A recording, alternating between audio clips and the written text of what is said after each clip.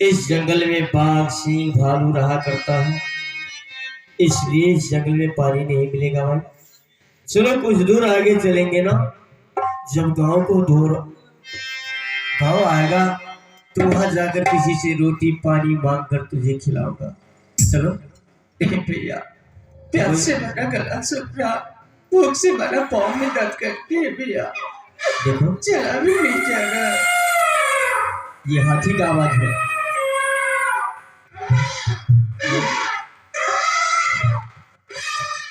ये जो सुन रहे हो ना, ये हाथी का आवाज है। बड़े बड़े जानवर रहता है इस जंगल में। तुम्हें छोड़कर पानी लाने के लिए कहा ना भाई, इसलिए कुछ दूर आगे चलो, जब गांव का हो रहेगा ना तो तुझे पानी पिलाऊंगा। चलो भैया।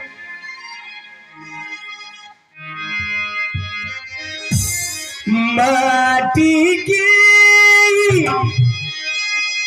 बनल शरीरिया, माटी में मिल जाई से भाई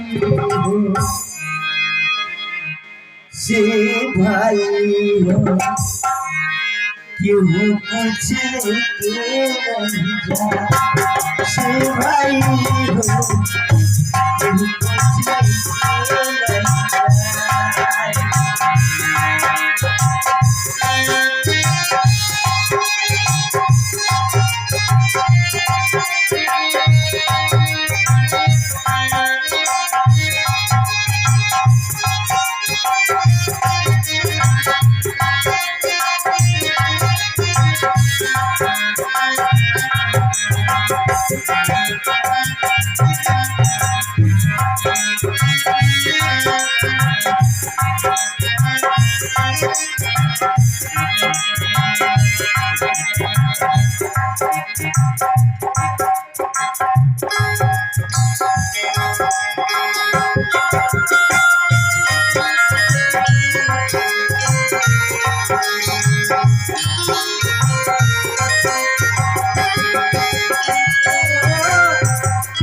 पाप पुण्य के डगरिया जीवनी जिगर मुसाफिर मुसाफिर जीवनी जिगर मुसाफिर